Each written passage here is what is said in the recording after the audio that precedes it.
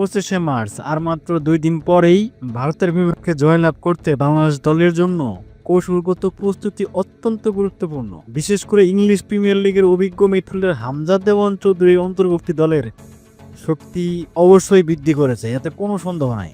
হামজা চৌধুরীর যে ভূমিকায় বাংলাদেশ জেতার ধারপ্রান্তে দাঁড়াবে। মিডফিল্ড নিয়ন্ত্রণ, হামজার প্রধান দায়িত্ব হবে মিডফিল্ডে বলের নিয়ন্ত্রণ প্রতিষ্ঠা করা, যা আক্রমণ ও রক্ষণভাগের মধ্যে সেতু বন্ধন তৈরি করবে। রক্ষণাত্মক সুরক্ষা, তার ট্যাকটিক্যাল দক্ষতা এবং প্রতিপক্ষের আক্রমণ ভাঙার ক্ষমতা দলের রক্ষণকে মজবুত করবে। আক্রমণের সূচনা, সঠিক পাসিং ও খেলার গতি নিয়ন্ত্রণের মাধ্যমে আক্রমণ পরিচালনা করতে তিনি গুরুত্বপূর্ণ ভূমিকা পালন করতে পারবেন, এতে কোনো সন্দেহ নাই। হামজার দিক থেকে সঠিক পাসিং এবং খেলার নিয়ন্ত্রণ যে থাকবে এতে কোনো সন্দেহ নাই, কারণ তিনি বিশ্বমানের ফুটবলার, আপনারা সবাই জানেন। এবং আমাদের টিমের বাকি যারা তার সাথে যদি এক্সিকিউট করতে পারে তাহলেই আক্রমণের সূচনা সঠিকভাবে পরিচালনা করা সম্ভব।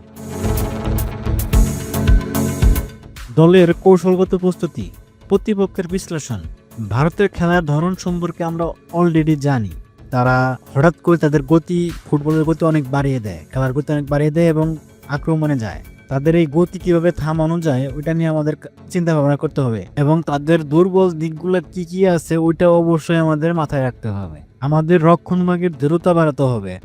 ভারতের আক্রমণভাগকে প্রতিহত করতে রক্ষণভাগকে সুশৃঙ্খল ও সমন্বিত পরিকল্পনার প্রয়োগ করতে হবে। এই ক্ষেত্রে আমরা সুনীল ছেত্রী কিভাবে বোতলবন্দি করে রাখবো, সুনীল ছেত্রী যাতে এখানে কোনো ভূমিকাই রাখতে না পারে, তার জন্য যা করার দরকার আমরা তাই করব। আক্রমণ ভাগের কার্যকারিতা বৃদ্ধি করতে হবে। দ্রুত ও সৃজনশীল আক্রমণ পরিচালনা করে প্রতিপক্ষের রক্ষণের চাপ সৃষ্টি করতে হবে ক্রমাগত। সেক্ষেত্রে আমাদের যদি ফাহামিদুল থাকতেন তাহলে কোনো চিন্তাই ছিল না। এক্ষেত্রে আমরা আক্রমণ ভাগে ফাহামিদুলকে খুবই মিস করব। আমাদের আওয়ামিন রাকিবরা কেমন করে ওটা দেখার অপেক্ষায় থাকতে হবে আমাদের। স্ট্যান্ডার্ড পরিস্থিতির সদ্ব্যবহার করতে হবে। হ্যাঁ, কর্নার ও ফ্রি কিক থেকে গোলের সুযোগ সৃষ্টি করতে হবে।